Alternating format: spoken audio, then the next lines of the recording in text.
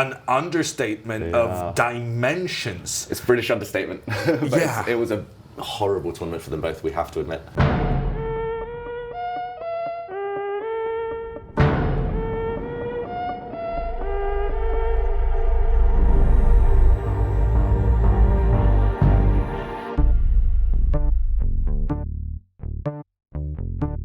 Welcome to the inaugural episode of World Rankings with Hammer and Howell.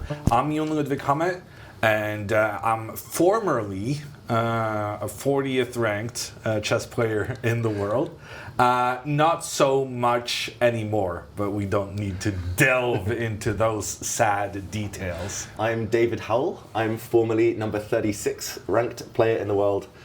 Peak rating 27-12, but it's not quite there anymore either. Two has-beens taking a look at the new March ratings. And at the top, not much of a change, David. That's right, it's Magnus Carlsen. Who else? He's been number one now for a long, long time. I think around 15 years almost. And yeah, it looks like he's there for a while longer to stay. Because his strategy is to just not play anymore? Is that the best way of staying number one, just not playing? I was actually going to talk about this later. That's my strategy for staying in the top 100. Just playing like one game a year, staying active, technically. But do you think that the FIDE rule that your rating remains active with only one game a year, do you think that's a good rule? Do you think the limit should be increased to be counted as an active player and making it onto these top lists? Yes, I think it should be increased. I'm not sure what the number should be. I think 10 is like a minimum. Because then it's proven you've played at least one tournament, one game. I can pop down to the pub and play one game, and I'll be on the list for a year. And do you see a future where Magnus is only playing like 2 or even 2 games a year? Yes. I mean, I think he'll play an average of at least 10 for a while. Norway chess is always going to be there in the near future.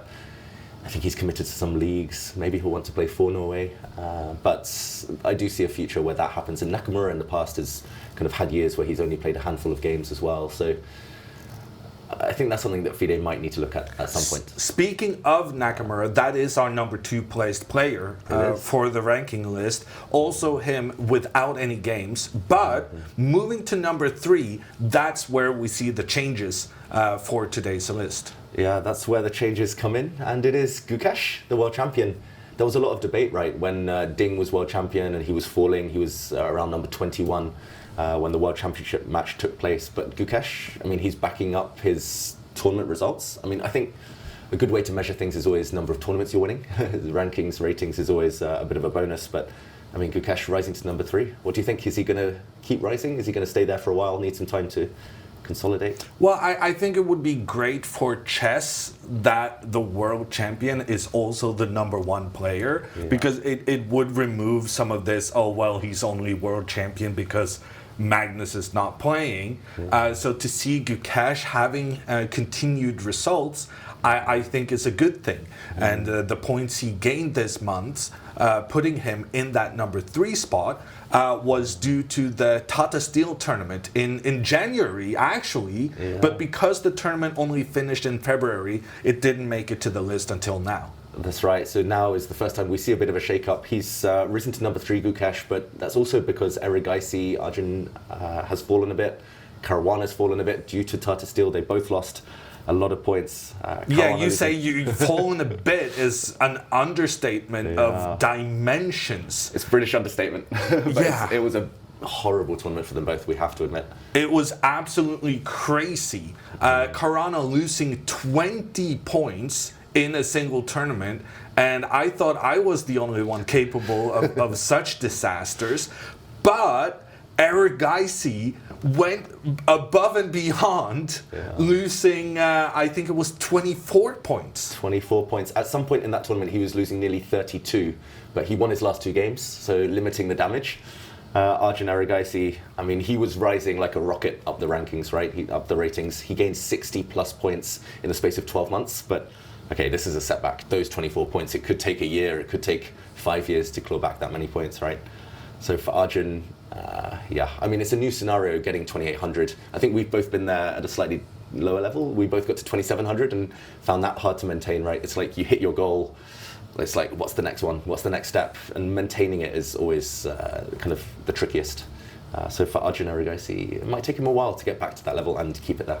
So to recap the big movements this month from the Tata Steel tournament, the big losers, Erigaisi wins it with 24 lost points. Caruana second, losing 20 points, which means both of them are leapfrogged by one of the big gainers this month, Gukesh, who goes to spot number 3. But it has to be mentioned, Gukesh was not the biggest winner from Tata Steel. That's right. He was pipped by the player who took him down in the tiebreaks, Pragnananda, who gained 15 rating points. And now in the top 10 himself, he's making a surge. Maybe it's going to be his year. What do you think, Pragnananda? Do you predict this is just the beginning for him? I think it's a conversation we're going to have for a long time moving forward. Which one of these youngsters is going to kind of emerge as the top guy or top 3 guys? There's so many talented youngsters right now with the Indians that we're talking about now, with Erigaisi still, and Gukesh and Pragnananda. But one of my favorites, I gotta say, Abdusaturov, very exciting player as well, a very fighting player, much like Erigaisi, but you saw how that worked out for Erigaisi now. When you're a fighting player, you can do the great things, but you can also have the big upsets. So congratulations to the winner of the Tata Steel tournament, Pragnananda. He is almost the number 1 gainer this month, but that prize actually goes to Shakhriyar Mamedyarov, one of the old guys. He's even older than us. I know, like, that's always nice to see, right? Generations, we will talk about that a lot, but it's the quality, it's the class that shines through and counts. He's another player. He reminds me of Erigaisi. Throughout his career has had massive upswings, massive downturns. And Mamedyarov at the Azerbaijan Championships, gaining 17 points. And not even winning his national championship. So it was a knockout format. Mamedyarov wins 3 of his matches by a 2-0 score in the Classical. He goes to the final against Rauf Mamedov. It's 1-1, and it's decided in the playoffs in Mamedov's favor. So I guess good thing for Mamedyarov that he got the rating points, but I'm sure he'd rather have the title. Exactly. I would take titles over classical rating any day. Rating comes and goes. Titles, you don't get that many opportunities. But, I mean, we have to say congratulations to Mamedyarov. It was, still pretty impressive. I saw some of the games as well. And, he's still got that fire burning in him.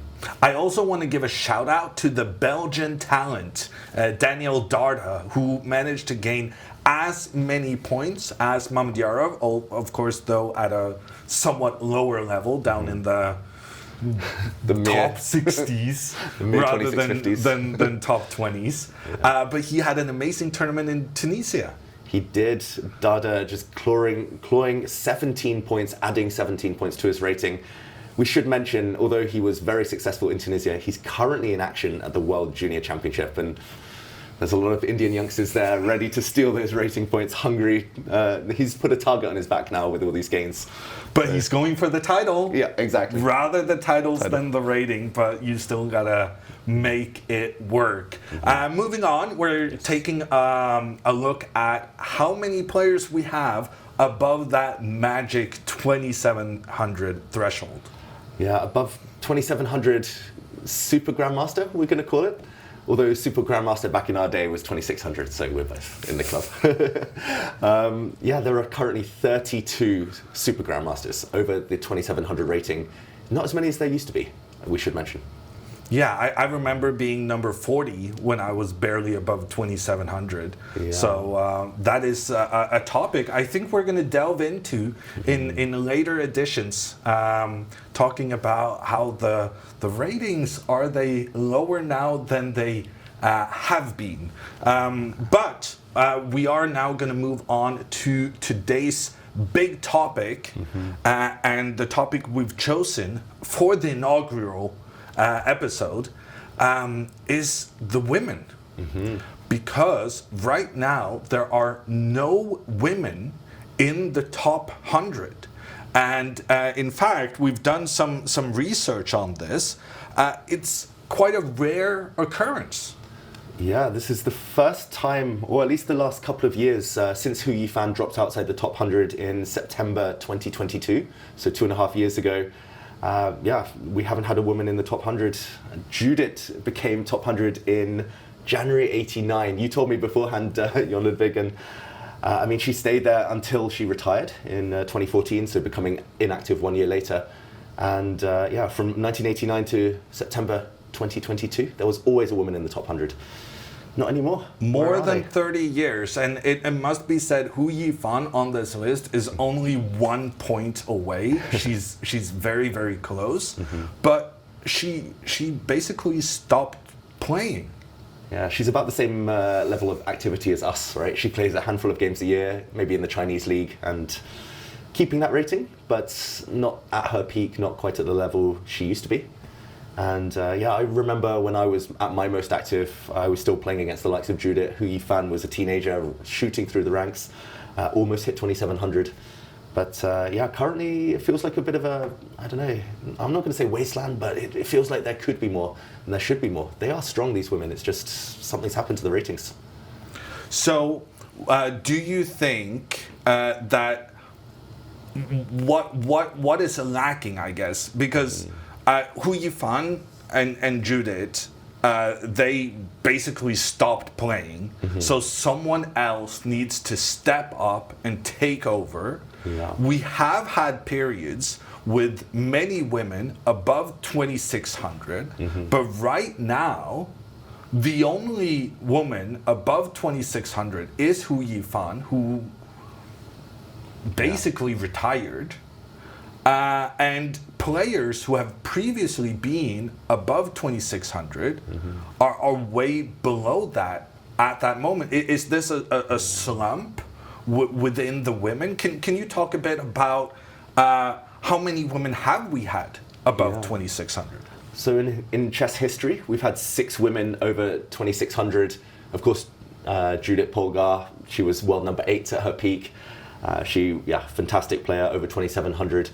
Hu Yifan, long time 2,600. And other than that, it's Humpy Konaru, who's been up and around that rating for a long time, dipping recently. We had Alexandra Goyachkina, who made a brief rise over 2,600, had some great results a few years ago. And then Anna Muzichuk and the current world champion, Zhu Wenjun, who, again, used to be 2,600 in my eyes, is a very solid, very strong 2,600 player, but maybe it's just the fact they're playing against each other. Those 6 now, 2 of them pretty much retired. You mentioned Polgar, Hu Yifan.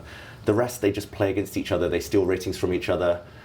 I don't know what it is. Maybe it's just not playing in so many open tournaments where, there's bigger risk of losing points, but there are bigger potential gains. I mean, the Women's Grand Prix has just finished in Monaco, and there were a couple of big losers in terms of rating points. A couple of players gained, but ultimately, the same points stay in that kind of group of 10 players. And yes, they might rise 10 points one month, they might lose 10 points another, but staying there, not having that kind of fresh impetus, whether it's like you said, these juniors coming up and kind of shaking up the standings, or whether it's kind of the older players to take ratings from. It feels like it's stuck in this one group, and they're just not able to make that next step now with the rankings. So if you think the problem is that they're, it's an ugly word, but cannibalizing themselves, how is this solved, and how do you get the women into the market of, beating the likes of us, has-been grandmasters with still big fat bunks of rating? Yeah, we're ready to be farmed, ready to. Well, I'm trying to avoid it by playing the least amount of possible.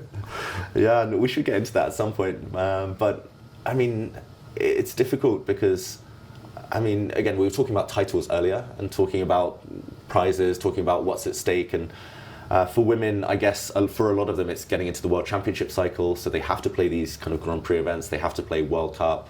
They have to play kind of specific tournaments, and the goal is always the title. It's not the rating. It's not necessarily the rankings. So it is difficult to know how to kind of remedy this this slide that's clearly visible. Do you have any examples of women who's gone into the open sections and excelled? Yeah, I mean, there are a few that come to mind. And while this was a round robin, I do look at Zhu Wenjun when she played in Tata Steel last year. So, just over 12 months ago, she beat the likes of Alireza Firouzja. She was taking rating. I think she gained almost 15 rating points from that one tournament alone. And that might not sound like too much, but it's clear that she's underrated. Maybe she is just stronger against these kind of better players who take risks against her. She can sit back, counterattack. But I mean, it needs to be proven. She doesn't play many open tournaments. I still think that that is the way forward. It's risky, yes, but I mean, that's the only solution I can come up with. Goryachkina a few years ago, she played in the Russian Championship, not just for women, just the super final with all the top players. Again, she did great. That was when she crossed 2600. And also just qualifying for that is so difficult. Exactly. She went on a streak, like beating 2600 players just to qualify for that. So, I mean, they are capable. And I mean, some of these women, they have fantastic opening repertoires. I wanted to talk about that a little bit because what I think differentiates the top women compared to other players about their own rating is that they have teams, they have coaches, they have seconds, they have a much higher prize pool that they're competing for compared to similarly rated players. How is it with those extra resources?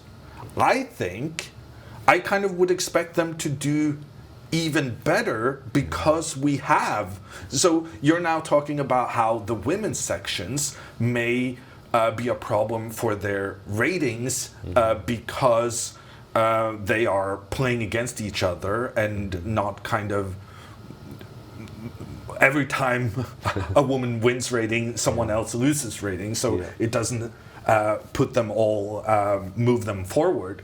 But on the other hand, I would say these women's tournaments, because they have quite significant prizes, it also creates a circumstance where they are well equipped with training and coaching and just the ability to live off being full-time professional chess players. I feel like that should be a part of pushing them forward. Yeah, I guess the argument would be that everyone's openings are better these days. Everyone has access to these online courses. Everyone kind of has access to these supercomputers. So everyone at all levels, I would say especially that kind of, 24 to 2600 level where people are working so intensely on their openings. I mean, it's still hard to knock out the opponent early in the game. So yes, they might have that extra edge now from having these coaching teams around them, but it's later in the game, it's the middle games, the end games that are harder to quantify, harder to work on specifically and kind of measure those gains. I mean, just to put numbers on it as well, I was looking at the stats from March 2015, so exactly 10 years ago, and the average rating for women, the top 10 women then, was 2573.8, and now exactly 10 years later, it's 2543.9, so 30 points lower. I don't know whether that's just because Judith Polgar has been taken out of the list, or whether it is because the level is changing, or maybe it's just deflation. I mean, rating deflation. Everyone, I mean, the bottom is rising so fast now. It's hard to gain rating points. Maybe they are just the same level. Maybe those openings have improved, but everyone else's openings have improved as well. It's. I don't think it's just one factor. Well, I think it's.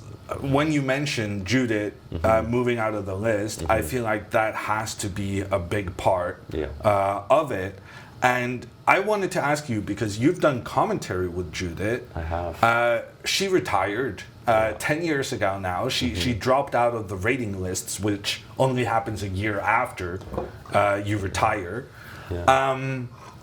Did she quit too soon? Can we get her back? Is I guess what I'm asking. I know. Literally every time I've commentated with Judith, I've tried to persuade her out of retirement. I'm like, come on, you're so good. You're outplaying me in all these variations where we're looking at. You're spotting these tactics like in a millisecond. Like you're still so sharp. Like surely the itch is there to come back. But she always says no. She always says life is better now. She's happy now. And I think she retired too soon for us, for the chess world, because we were robbed of so many brilliant games that she would still play, of seeing her fight against the best in the world.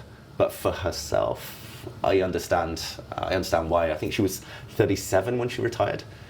We're closing in on that age. Similar to Magnus. Yeah, we're closing in on that age. Nakamura is now 37. That's when I think in most sports you do start to feel you're not quite at your best anymore. You're a bit slower, kind of just physically. There's more going on in life to distract you, to take away time from studying. So I do understand why Judith stepped away. But to step away completely, that's what to me is so mind-boggling. I think we don't play so much. We joke about it, but we still have the temptation sometimes. We still have the urge. But Judith's able to turn that off, and I have a feeling she would still be up there, in the high 2600s at least, if she was still active today. Well, but when Judith did retire, there was the new prodigy ready to take her place. True. In Hu Yifan, and then she just quit. Yeah, just not long after, actually, just a few years later, she was already kind of slowing down with the appearances. I mean, Hu Yifan, she was winning women's world championships, but I remember playing her in Gibraltar. She was always coming first or joint first, second in these huge open tournaments. So again, mixed tournaments where, there's so much risk with the rating, but she was still gaining every time, taking down these kind of elite super GMs. So yeah, it is strange. And it's not just the fact that Hu Yifan's quit. It's like you said, it's the void that's been created. Nobody's stepping into that gap. And I mean, Magnus slowing down, all these youngsters have stepped into, or trying to now battle to step into his shoes.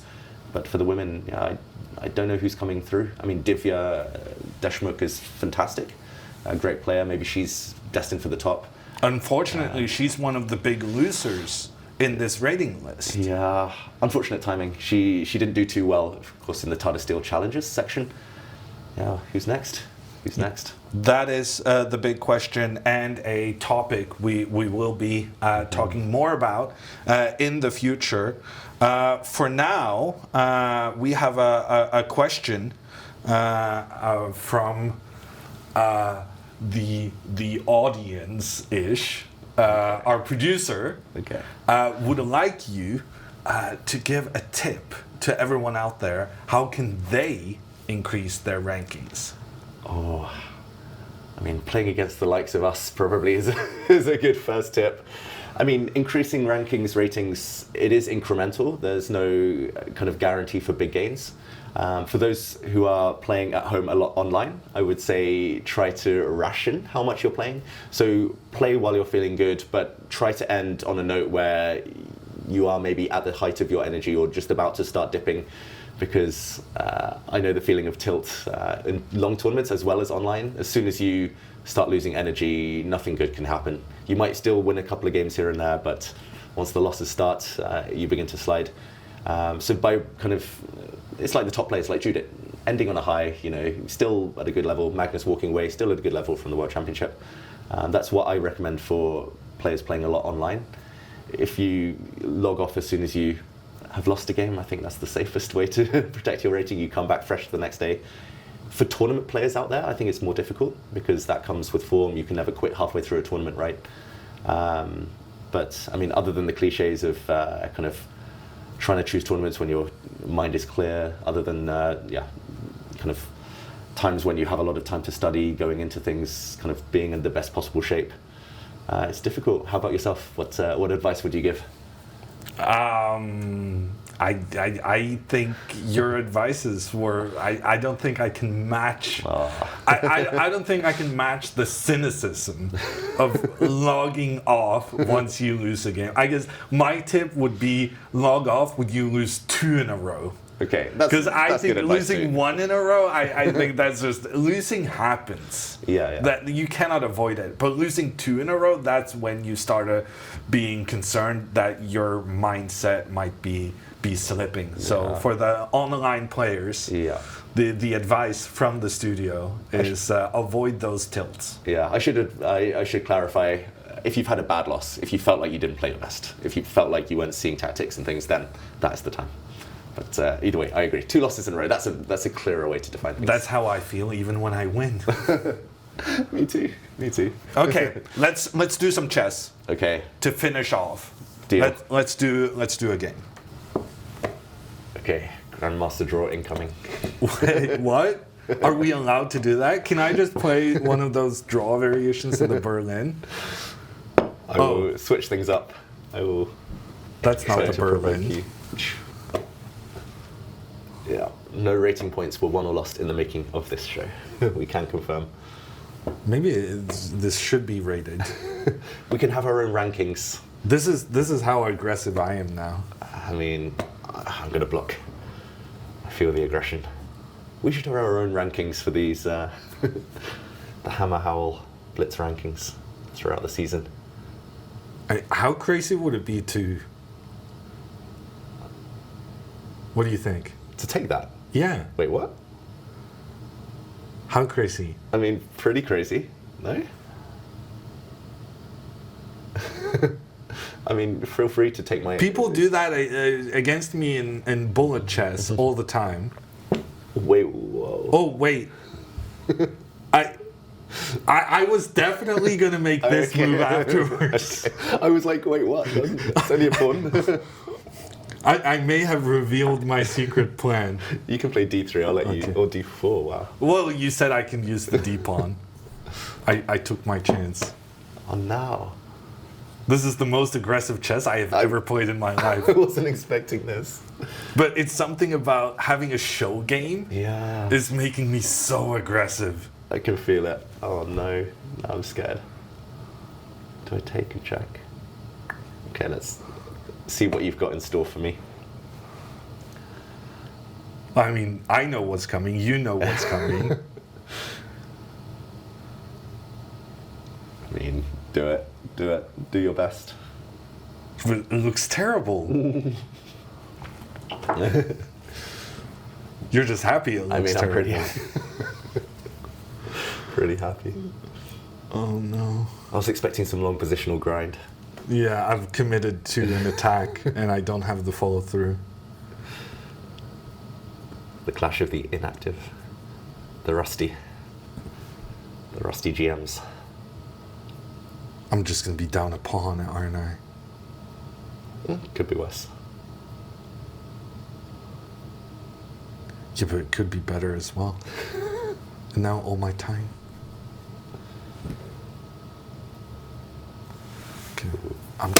Okay. I think this was very clever. You're waiting for me to... This is potentially very clever. Potential. The thing about when you're doing a bit of trash talking as well, you gotta have the... You gotta back it up. You gotta have the confidence. Oh, that's one thing You gotta make your opponent believe that you got everything under control. That's the one thing with being rusty and inactive. The confidence is the first to disappear. For me, at least. I mean, what am I missing? I don't really see it. Okay, let's go.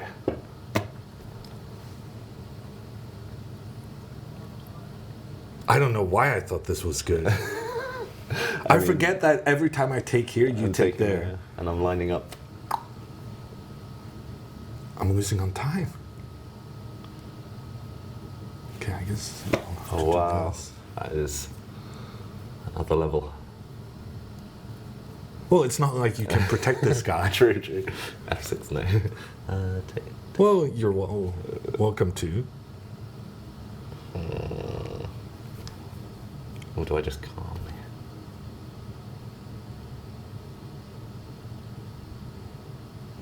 Okay. Darn it. I feel like my last 3 moves have been somewhat questionable. But you've provoked me into thinking I need a knockout blow or something like that I shouldn't even really be thinking about yet. The worst thing is I don't hate this for me. somehow hate have it. moved my queen back and forth and moved my king. But on the other hand, you've committed your king to a somewhat dangerous area. I have. Okay, now I'm slow and overthinking. It's gonna be the rush ending Yeah, that okay, everyone let's- wants. Okay. Let's go. Yeah, I was hoping you wouldn't play that one. I was hoping you'd just take on d4. Okay.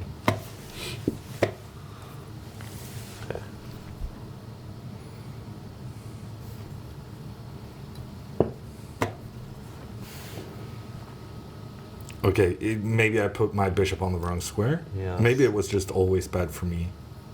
That has to be considered as well.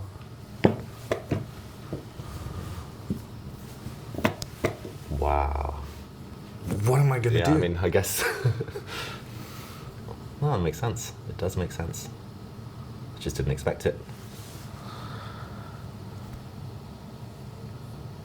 Oh, it's that rush ending. I can feel it coming now. Okay. How do I keep control? Okay. You just took that. I took it. 2 pawns up. I couldn't actually have prevented that, could I? Okay. Let's Damn it, I could have played maybe... maybe F5. Wait, we have increment, right? Oh, I hope. I think so.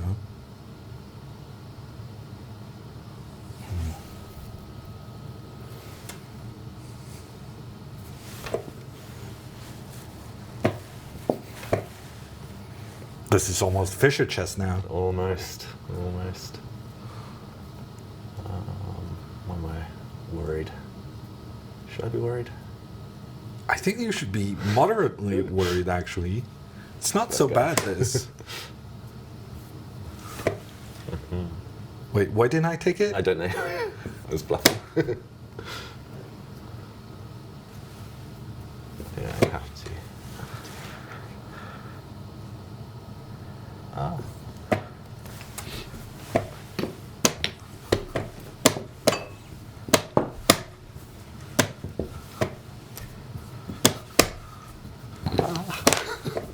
Sorry, should I?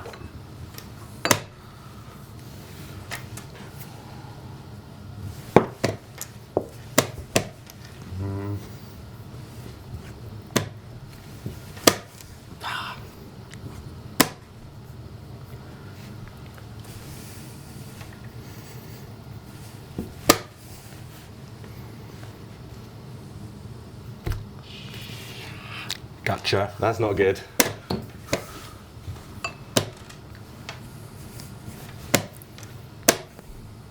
Ah, mishandled this so bad.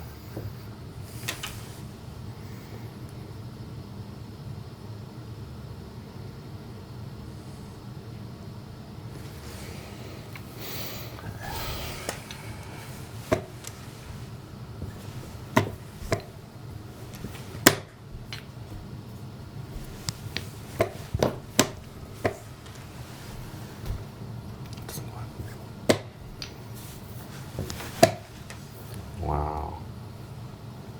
Ah. Why did I do that? Why did I do that? Ah. Shit.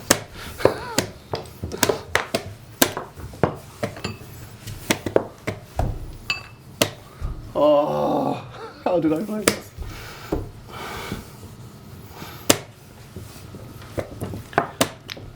I must admit, I was not expecting to win this. I wasn't expecting to lose it. I had so much control. I resigned. Well played. Well played. Ah, 1-0. And that was the... What did we call this game? World Rankings with Hammer and Howell. Tune in next month for more.